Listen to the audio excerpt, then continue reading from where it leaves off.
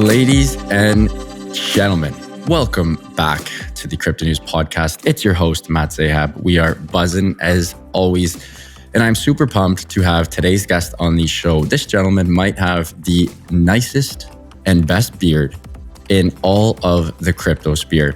We have Frederic Grigaard coming in hot today, the CEO of the Cardano Foundation, a true leader in fintech and blockchain who has a background in banking and wealth management and asset management. He joined the Cardano Foundation in 2020 and leads work across the foundation's three core focus areas: operational resilience, education, and adoption. These focuses guide all of the foundation's activities, and his work has enabled expedited value creation for inclusive and equitable growth using Cardano, with the overall goal of decentralized, efficient, and secure economic empowerment for all. Been waiting for this one for a hot minute. Super pumped to have this lad on. Fred, welcome to the show, my friend. How are you?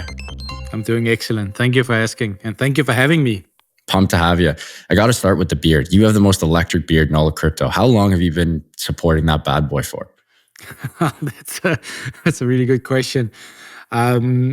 I don't know, like 8-9 years, probably something like that. You know, when I started losing my top hair, I was like getting really frustrated. I thought, like, hey, what can I do? And it turns out I can grow a beard. So here we go. Have you ever, so it's been 8 years, even me. I mean, I think I've gone babyface, I want to say 2 or 3 times in the last 3 years. And every time I do, I'm always like, holy crap, you look so young. Like, you look so different. Have you ever put yourself in any of those like AI image generators to see what you look like without the beard? No, I haven't. But I've been dabbling into AI and also longevity treatments for quite a long time in terms of sort of projection, also where society goes. So I put myself into one of these aging things, right? But not just an aging things in terms of, you know, an image of me looking really old, but also sort of like where you get into a virtual reality experience and you actually sort of experience based on some life choices how you will be in your age, right? So in this case, it was a virtual reality experience where I was, I think, 115 years old.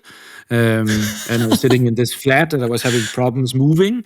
And that was definitely not the place I wanted to be, right? Because it was sort of like a 2-room apartment with no view. And, you know, there was a microwave oven. It was not a lot of green and sustainable food, right? It was really sort of packaged food I was supposed to eat. And there came sort of a lady to sort of mend me and treat me. And, you know, it opens a few eyes, you know? 100%. No, I love how we started this. Before we get into Cardano Foundation and obviously your business past, I'd love to let myself and the listeners learn a little bit more about the guy who is running Cardano Foundation, more on the personal life, some habits, some rituals. Maybe even we can keep buzzing on the longevity aspect. Me, myself, I'm a big sauna ice bath guy. I know everyone thinks it's cheesy and blah, blah, blah, but it makes me feel incredible. It's an easy way to get the heart rate up. Whenever I get out of an ice bath, I feel like I'm Superman. It's the only time of the day I feel like a superhero. The dopamine lasts for literally hours. Do you have any rituals or habits that really move the needle for you? Yeah, I try to get out in nature. So at the moment, I'm unfortunately injured because I did some very big projects over the summer. But a couple of times a year, I go for a very long run in the mountains. And I learned a lot by being in nature, specifically in remote nature. And one of the things I use the most sort of in my daily job is the ability to ask for help. And, you know, sometimes you can be a kind of a proud person and you say, I know everything, I'm the CEO and I'm supposed to be able to have all professions sort of catered into one personality, but that simply isn't the case. So this ability to ask for help is very strong. And then the other part is the humility when you're out in nature and you feel the vibrance and the sunlight and the ice bath going through the glacier seas and stuff like that. It's very cool. It's the absolute best. When you're saying long runs, how long are we talking here? So I think the longest sort of recorded run I have is probably around 240 miles. So that's quite a distance.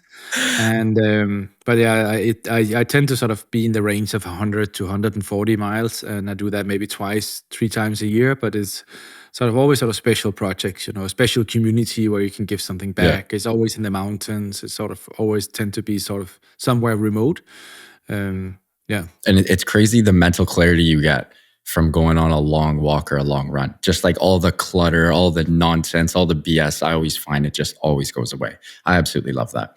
Let's jump into your past year before becoming CEO of Cardano Foundation. Fintech background, did a whole bunch. Walk me through a little bit about what you did, and then we'll get into the Cardano and all the crypto fun stuff here. Oh yeah, where should we start? Just before Cardano, I was working for PwC, and I built up two things with PwC. I built up what's called the blockchain go-to-market, including sort of the general strategy. So that includes advisory, audit, and legal, and so on. And then I built up we call it an experience center. And many people went there to get exposure to emerging technology, whether that was sensors or AI or machine learning or blockchain or whatever that was. But the true nature of the experience center was actually using something called MT Taylor, which is a methodology made by an architect and a Montessori kindergarten teacher, which is about how you align a large group of people. So imagine if you could take 50 to 100 people into a room, lock them in for 2 days, and you don't manipulate them, you don't, force a view down on them. You find a topic which they're completely aligned on, and you let them loose into a business.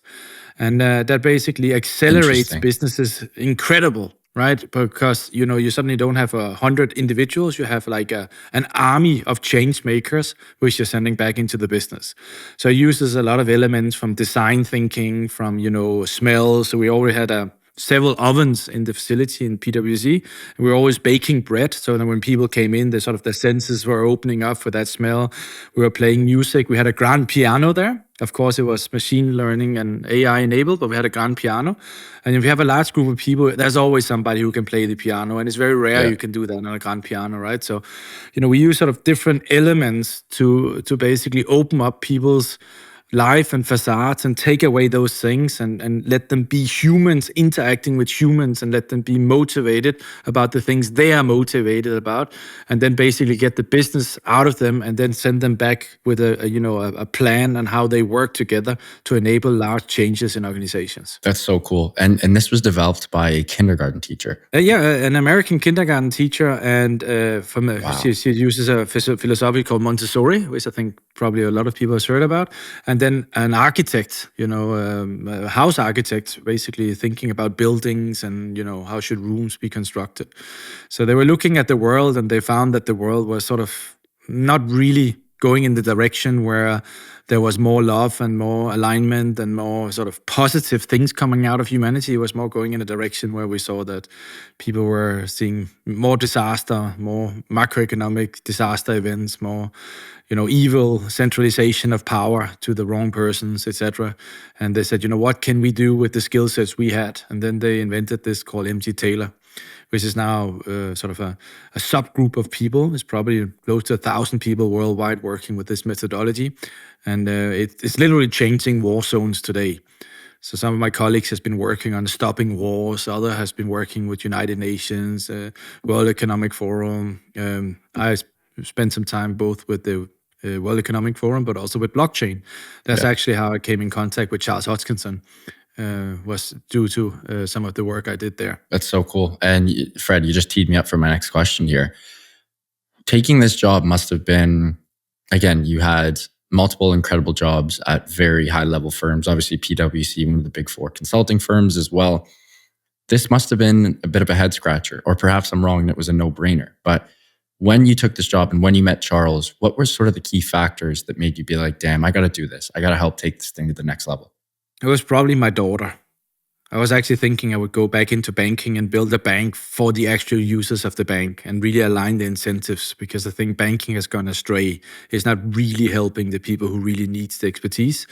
So I was thinking on going back to banking, and Cardano was one of my clients, you can say, in advisory, right? And then one day my daughter woke up and she had a nightmare, and she came down to me, and I had sort of basement office, and she was asking, crying, and said, what are you doing, Dad? And I was like, well, I'm helping some dude to earn more money, and she was like, why? And I was like, well, I actually don't know, because I already took the decision to leave PwC, and I was sort of like, yeah, why am I actually sitting up at 2:00 messing with my sleep schedule and, away from my family to help somebody, earn more money on an account he was not really caring about anyway. So, after she left and I tucked her in and she fell asleep, I was sort of thinking about, maybe as an investment banker, there is another route I could do. So I started looking into my portfolio, and I think I was always very impressed by Cardano, specifically the vision and the mission. The purpose of Cardano is so different than many of the other blockchains back then. So I thought, hey, this is actually a way where I can deploy my skill set. And do something which a banker normally can't do, and that is to be a part of potentially, I was about to say saving the world, but that sounds so big, right? But at least ensure that the world becomes a better place for every working day I have, compared to just optimizing money in a pyramid scheme somewhere in another industry. That's wild. This is also a masterclass in storytelling. My goodness. I'll be listening to this over and over again. This is an absolute masterclass. We just touched on Cardano, and you briefed on Cardano's foundation, and obviously not the Cardano foundation, but its foundational elements. And, 3 core focus areas: operational resilience, education, and adoption. I absolutely love this. I think this needs to be injected into everyone's veins in the crypto space, and everyone who wants to learn more and jump in as well. I'd love if you could touch on these 3 core points, why they're so important, and how you and the team are moving the needle to, bring the next million users into Web3. Sure. So we have a concept in the Cardano Foundation called Blockchain for Good.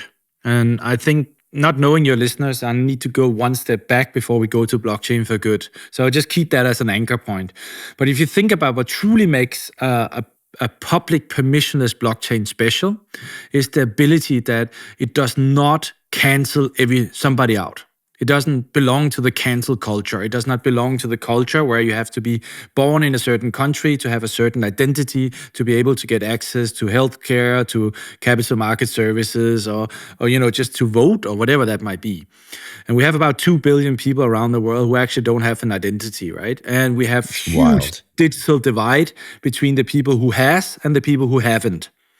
So unfortunately, the way the world is structured at the moment is that everything is centered around this sort of centralized identity service, which you cannot create yourself, where you're depending on certain trust anchors or institutions who gives you the access permissions to be you, to be who you are. And that, of course, is very dangerous when you then come and say, no, everybody can gain value from Cardano, everybody can contribute to Cardano, and everybody can take something from Cardano and bring that back to your community. Because what it also does is it battles or dabbles with the control, the enforcement control which we built into society to ensure that people behave, right? And it also says, we are not the one who polices the blockchain. The blockchain is a social good, is a utility. So when the Cardano Foundation speaks about blockchain for good, we mean it in 2 aspects. The first aspect is sort of an ESG aspect, right? Where we're saying, if something is available for everybody to do, and there is an information asymmetry in it, think about when the start of the internet came, there is a couple of use cases which very frequently is being used. So very few people benefit on behalf of the masses. So you're actually saying, you're seeing a well skewing in the wrong direction. Right? So we set forward to say, okay, what can we do and how can we measure us externally to ensure that we can open up the eyes for what's possible to add value to the global society or the spaceship we call Earth today, to bring people more together and to show that blockchain can be used for social good. That's why we did the tree planting project called VeriTree in Kenya, where we got close to planting a million trees, where every single tree is actually an NFT who lives on the blockchain, and you can verify who was the planter, and you can get data, so dynamic metadata on a quarterly basis that the tree actually exists, and there's no double counting. That means it doesn't go into the normal greenwashing and all those things you see there. But it's also the same rationality and why we work with United Nations, humanitarian crisis organization, and so on. So the idea here is really we're taking, okay, if we are not policing the blockchain and we don't have a view, we need an external framework to define what is good. And there we use United Nations Sustainable Development Goal. And there's 17 of those, and we say it has to tick a few boxes. Yeah. The other part of blockchain for good, sort of the double meaning of the word, is the longevity. So the Cardano Foundation is into the longevity of blockchain. This is a marathon, an ultra marathon. It's not a sprint. So most blockchains, they are actually not economically sustainable. And that means that they will run out of juice or gas or funding or whatever you might call it over time, right? And what we're really looking at is saying we need to get to a situation that the blockchain becomes immortal. if you want to get to a situation that the blockchain becomes immortal and truly fulfills the promises of being there for humanity across the generations and centuries to come, we need to get to a situation that when you go to a dinner party and you bring your own food to the dinner party, there's always too much food because you have this mentality that you bring a little bit more than you can eat yourself. If you go to a centralized dinner party, if I'm cooking for you, right, you'll probably eat all my meat and drink my red wine, and you eat too much really because it was good, right? And we're actually short of resources. So what I'm trying to say is that these blockchains, to be immortal, we need transaction diversity at a scale who covers the incentives for the generations to come. And nearly no blockchain, if any at all, has solved that yet.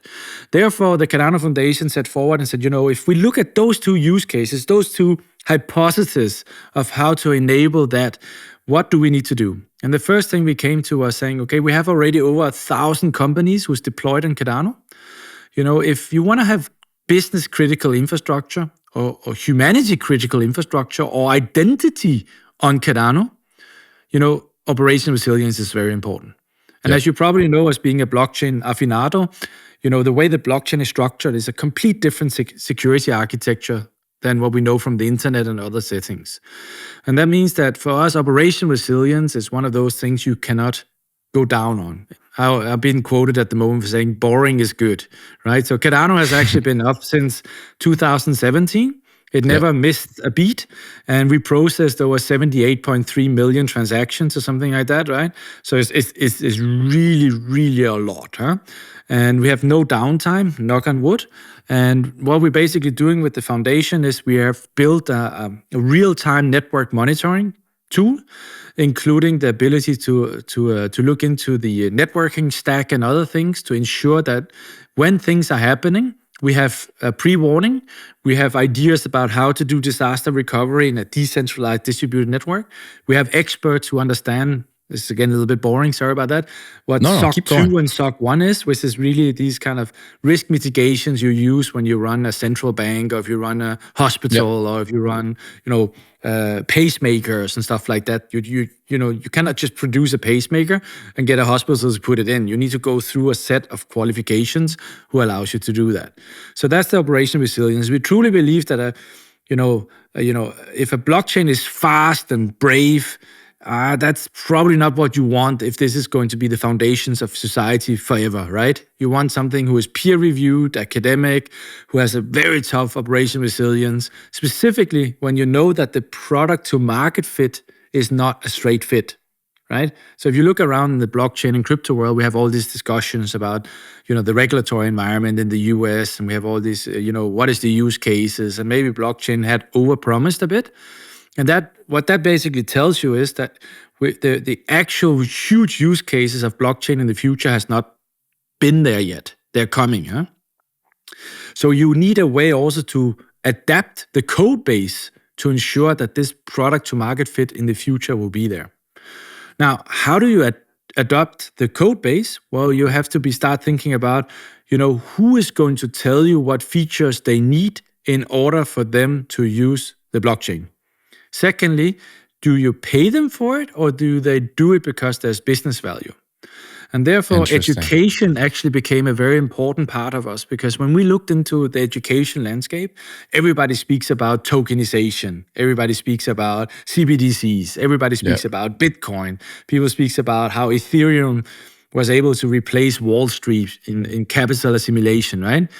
But they don't speak about, identity in Ethiopia for students, right? They don't speak about supply chain for 100,000 bottles of wine from 22 different wineries signed off by the National Wine Agency in Georgia, right?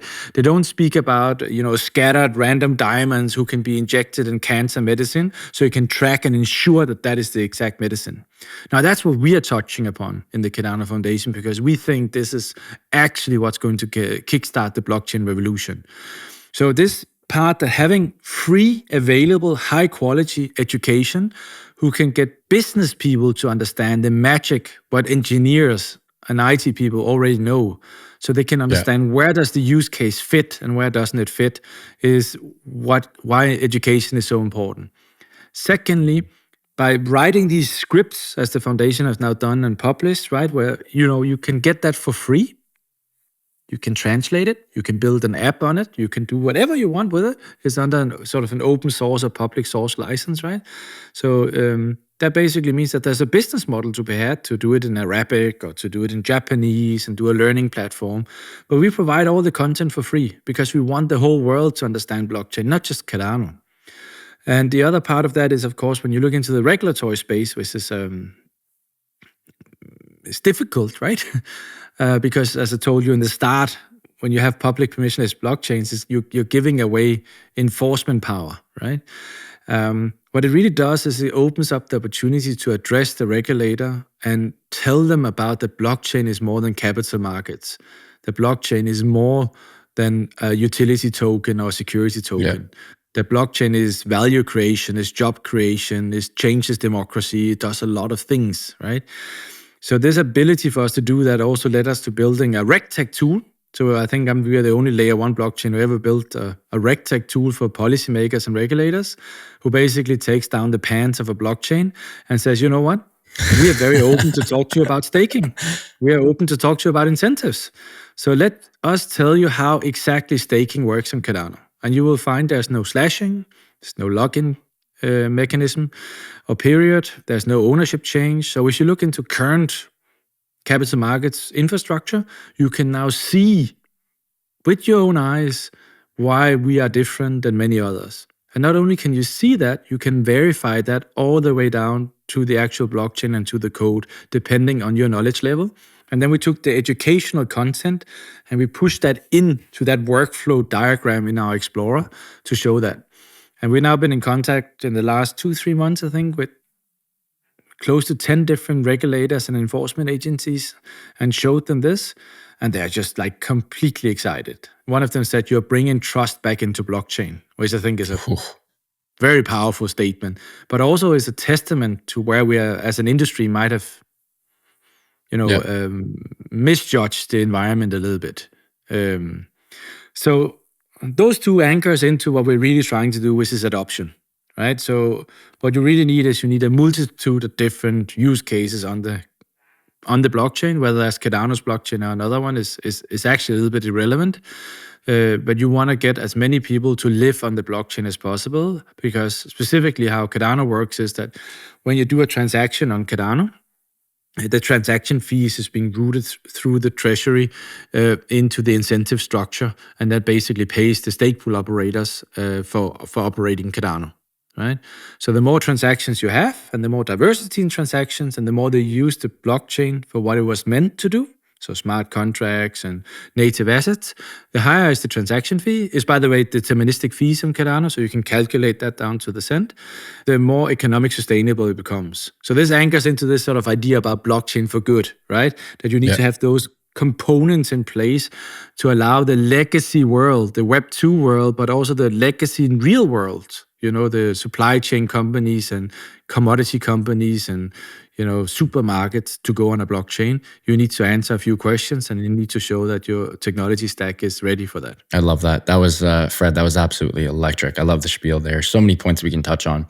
We do need to give our sponsor of the show a quick shout out. But before then, one of my favorite things that you just discussed in that little spiel was just one of the best things about Cardano. And you said it's a little boring and it's sexy. It's a little boring and it's a little unsexy. It does what needs to be done. It is a perfect layer for powering all these applications and projects that want to come on the blockchain, and a shit ton, pardon my French, of real world applications. And that's what we need for the blockchain to grow. It can't just be, hey, we're a coin, number go up, number go down. The financial incentives needs to go away.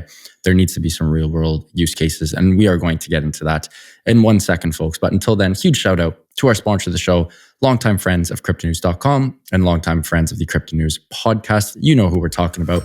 That is Prime XBT. They offer a robust trading system for both beginners and professional traders. It doesn't matter if you're a rookie or a vet. You can easily design and customize your layouts and widgets to best fit your trading style and take advantage of their highly reliable market data and performance.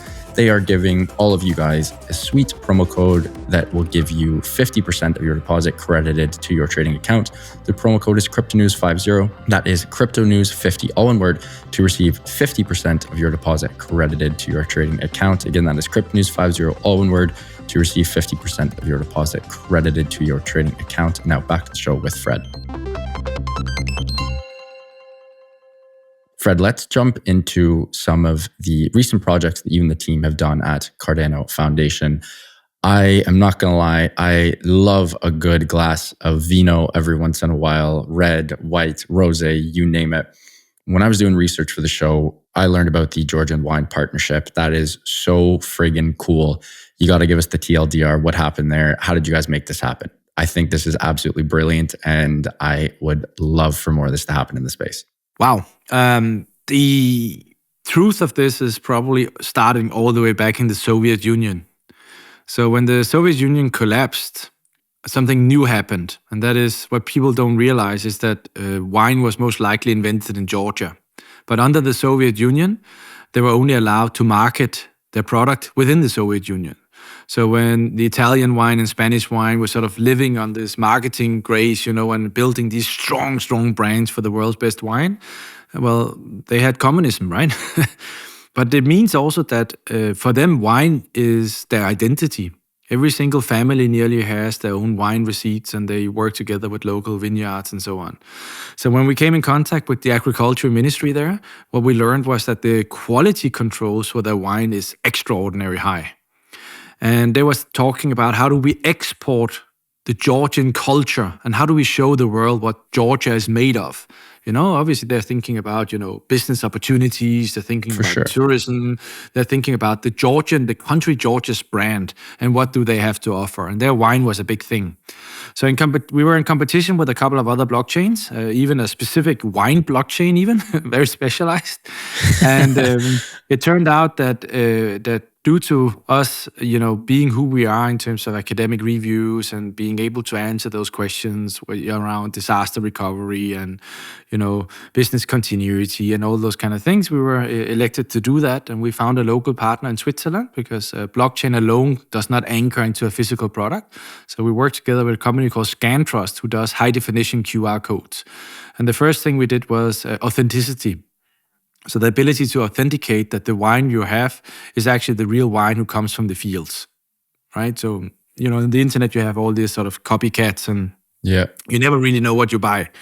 And what I thought was, oh, hey, this is really good. This is engine room stuff, this is about, security and so on. But what it turns out was that this small winery, it was actually a female wine producer called Bayer.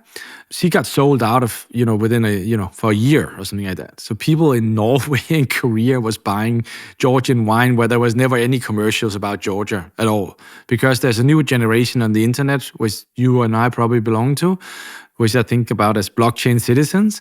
And we actually want to verify what we buy, if that's actually the right thing we buy, because we've been through the treadmill of getting, fake iPhones home or get, Chinese, copies or whatever it is, right? Yeah. And the other part was that she was able to very cheaply portray herself through the user experience, right? So she could talk about her field and her history and those kind of things. And what we've now done this year is we turned it from an authenticity solution into a track and trace solution. So we're actually putting, they're right now just labeling it, but we're talking about 100,000 bottles of wine from the region of Bolnisi. And what's very interesting here is that the government of Georgia is signing every single bottle on the blockchain that has been through the export control, including customs are signing off when it leaves the country. And that means that you're suddenly relying on something which blockchain was made to do, but it's very hard to do, and that's something called verified credentials.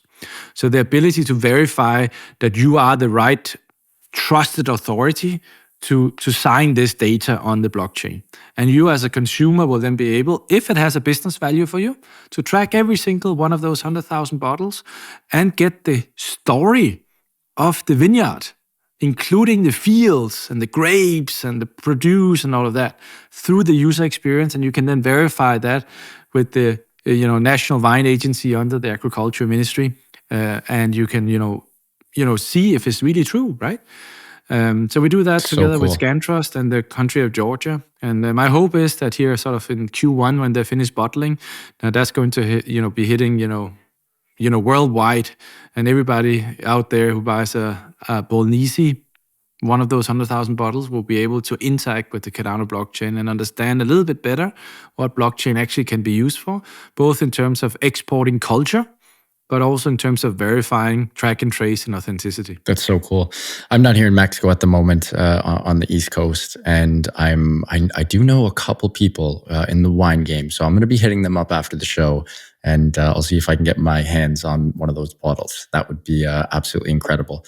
Also, thanks for the history lesson there. I did not know that Georgia was like the sort of birthplace of wine. I would have guessed it was, like you said, one of the Spain, Italy, or France, or one of the like, but so cool. Another topic I'd love to get into, Fred, is obviously the global blockchain landscape. You guys are front runners and leaders and actually speaking with the big boys and the big gals at the top of the food chains in the regulatory space. What are some of the conversations that are happening right now? I know you obviously can't spill all the beans. I mean, we'd love a nice little breaking news flash on the Crypto News pod, but what are some of the policy developments going on in the blockchain space right now from a regulatory standpoint? Yeah, so to be honest, right now, the US is actually quite quiet, huh? And I know this sounds a bit odd, right? Because obviously you see a lot of headlines and so on.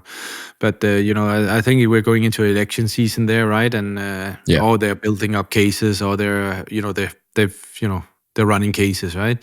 In Europe, the big thing is MiCA. MiCA is sort of the, let's call it the stable coin and a couple of other things, regulation on cryptocurrencies, which is coming into force.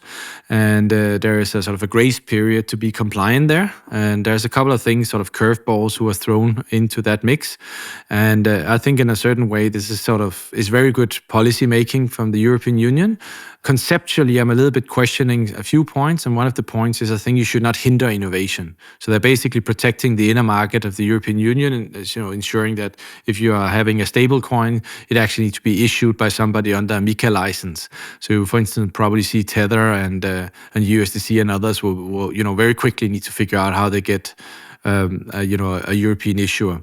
But we're already in discussions with MiCA 2, and MiCA 2 is going to cover more than stable coins and utility tokens. Is also going to go into most likely things like NFTs and yield farming and staking and other things.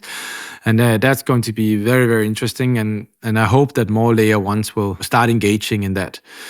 Out of Japan, it's really, really interesting. They've come up with some really good regulation. It's very protective, but it's very clear. And as you probably know, Cardano and ADA, our utility token, has been whitelisted to the JVCA there for years. So we're really ready to engage.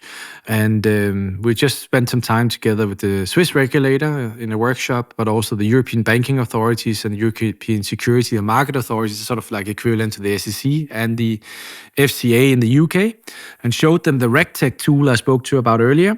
And the two things they're really starting to ask questions about, which I think is really interesting. The first one is they start understanding they cannot be technology agnostic. Before they were like, okay, a blockchain is a blockchain. It has to be fair game. If it's a blockchain, it's equal. But now they're saying, well, there's so big differences in terms of the blockchain. It's not just if it's a proof of stake or proof of work. It's actually also if it's a proof of relevant history, a proof of history, but it's also, is it multi-party computation or zero knowledge proof? And, what is the incentives in there? Do you have like slashing, or do you only have positive reinforcements like Cardano? So they're really asking very, very good and detailed questions. And they were very positive when we showed them the Cardano Explorer with these regulatory tooling in there where they can verify how Cardano is built. The other thing which sort of surprised me a bit was that they had a lot of questions on business continuity and a disaster recovery.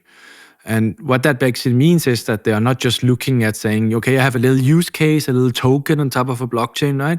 But they actually start looking at, okay, they have requests from large counterparties to move some of the infrastructure who normally would be in a centralized environment to a distributed, decentralized environment. So they had really deep questions around, block propagation, around centralization of staking or mining, how you monitor the network, how you flag certain actions, can you do front running and those kind of aspects. And luckily, I'm sort of coming from a world of building banks, and my chief legal officer is coming from the Swiss regulators, and he has a specialty in distributed systems. So we were able to have these dialogues with them. And I think on one hand, this is scary, and on the other hand, this is very positive. I look at it very positively because it means that we are getting into the place where blockchain is accepted much more. But we are still playing a finite window where we could end up with some not so good regulation in terms of really utilizing the value of blockchain. So there is definitely, if I have one cry out for your listeners, is find as many non-financial use cases you can on a blockchain, doesn't matter which one, and start tweeting about it, start talking about it, speak to your friends, do your elevator pitch, because the more people realize that the blockchain is not associated with capital markets and banking only, but is a worldwide industry optimization game, the better it is for everybody. I love that. And very quickly, Fred, before we move on to our next question here, and I know we're getting a little tight for time as well, the overall sentiment, though, from the regulators, there's no way that it's not better than it was a couple of years ago, right? I feel like every couple of years they become more educated, they learn more about blockchain as a whole and understand more potential use cases that are non-financial incentive and capital markets related. Would you say that that's true? I think that's true for some regulators. So, I mean, I was a little bit scared of highlighting people or pointing fingers, right? But I would say definitely the Swiss regulator, Luxembourg, FCA, MAS in Singapore, Hong Kong, has definitely taken, and the European Union has taken huge steps forward. I really, truly feel that. I think I can agree with your sentiment there. I love that. And last little thing, and then we will wrap up here, Fred. Cardano Foundation, you guys had an incredible year. And obviously we are recording mid-November. This episode will air mid to end-ish November. You guys just did Cardano Summit 2023 in Dubai. That looked like an absolute banger. That looked like an incredible time. I'd love for you to touch on that. And then a little forward-looking here. What's on the docket for 2024? What do you have on the back burner? What are you in the plan? What are you and the team have planned for 2024? Can't wait to see all this stuff pop off. That was a good question. Let's see where we start, huh? So I think what was truly unique about the Cardano Summit in Dubai, and by the way, we did 30 different locations around the world at the same time as we did Dubai, right? So plus minus 2 weeks. So it's not just Dubai, it's really around the world. And I think what people really paid attention to was the fact that we had regulators and policymakers to a layer one event present, but not just present, like members of parliament in the actual crowd. We had them on the stage, really discussing and, nearly brainstorming each other with, how we do and how we can do better and enabling that. So a big thank you for the city of Dubai to basically host us there. The other part was the attendance. What a lot of people told me was, hey, this doesn't feel like a crypto bro event. This feels like industry blockchain. We had the World Trade Organization there. We had the United Nations there. We had, Fortune 500 companies. We had, large industry companies like Trade Zones, who has like 23,000 companies in their trade zone who was there, right? So, and that combined with all the engineers and the blockchain aficionados who were sort of mixing together and finding out what works and doesn't work and signing deals and doing things.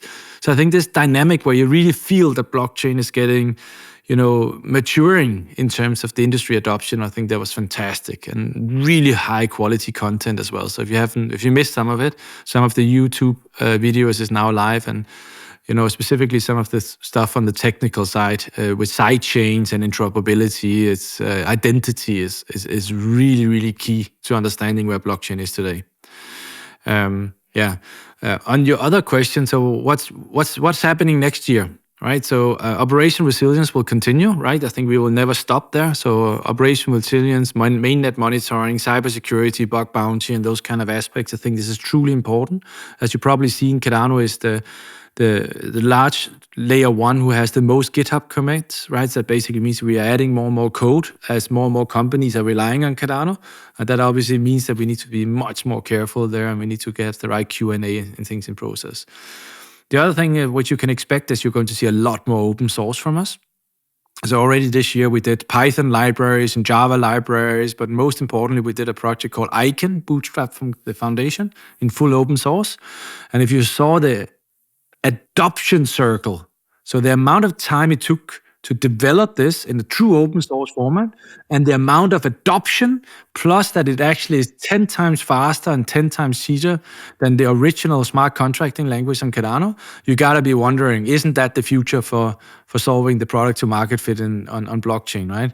I think this is like true amazing. So we're going to build on this icon, which is called, on the learnings there, and also our connections to the Linux Foundation and the Apache Foundation and what we learned in interacting in those ecosystems. And we're going to do a lot more in open source and not just sort of small things, but we're really going to try and see if we can push the envelope there. Then technical enablers is still a big thing. So you saw our Ledger Sync came out this year, which is a database synchronization tool.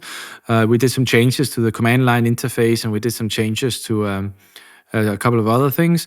So what we're hoping to get out with is what we call a metadata bus, which we already, actually Bolognese Wine is living on that. So it's think about a combination of how you structure metadata, identity, and transaction building in a tool. So basically to lower the cost of operating on Cardano. So tooling and those kind of things is some of the things we really want to deliver, but tooling in a way that business architects can get full value of it. And then obviously we are, as you know, in Cardano, we are in the age of Voltaire, which is the governance era. So we are going to, hopefully, we've been working very hard on that with the community. We had over 50 workshops around the world. We're going to vote in what we call the Cardano Improvement Proposal, CIP 1694, which is the tooling for true decentralized governance. So it's, voting and PKIs and a lot of beautiful things that really allows the community to take over the lead on decision making. So that's going to be really cool. And then there's going to be a longer discussion and hopefully a finalization of what we think about as the guardrails for Cardano. Because when you have something as big as Cardano, what you want to do is you want to keep the essence of Cardano or make it very hard to change, but still you can change it, right? And then smaller things like transaction fees or, other things, block sizes, that you can very easily change that as sort of when you need to, right? Yeah. So there needs to be a difference in terms of the democracy there, and some safeguards around that. So that's going to be one of the large work chunks we're going to do next year as well. Incredible. Fred, what an episode. You were a human electric factory today, and very grateful and incredibly pumped to have you on. Hopefully we can do this again in the future. Before you go, can you please let our listeners know where they can find you and the Cardano Foundation online and on socials? Sure. So CardanoFoundation.org is the best place to find the Cardano Foundation. We would like to have a new, more exciting webpage, and we will have that in the future. Cardano.org is a very good place to go, specifically the forum. In the forum, there's a lot of different threads, also in different languages, and the community is one of the biggest, if not the biggest and best community in the whole blockchain. So if you can't find anything, just write help somewhere, and the community is super helpful. There's also a whole set of Discord channels, and then there's our developer portal. So if you go on our developer portal through Cardano.org, you can see use cases, containers, tooling, and other things who can help get you started. And then we have a large sort of venture funding, bootstrapping system called Catalyst. And on Catalyst, you have the ability to look for funding or look for business partners and other things. So that's also a cool place. I'm not so active on socials, to be honest, but you can find me on Twitter and on LinkedIn under F_Griegard or Frederick Griegard on LinkedIn. Amazing. Frederick, thank you so much. Incredible episode, and hope to have you on for round 2. Wishing you and the team all the best moving forward. This was incredible. Thanks again, mate. Thank you. It was very fun, and looking forward to next time. Folks, what an episode with Frederick Griegard, CEO of the Cardano Foundation. Easily one of the best episodes we've ever had. He was dropping knowledge bombs left, right, and center, human electric factory, and just a masterclass in storytelling. I had a blast, and I hope you guys did as well. If you enjoyed this one, please do subscribe. It would mean the world to my team and I. Speaking of the team, love you guys so much. Eustace, my amazing sound editor, you are the man. And back to the listeners, love you guys. Thank you for everything. Keep on growing those bags and keep on staying healthy, wealthy, and happy. Bye for now, and we'll talk soon.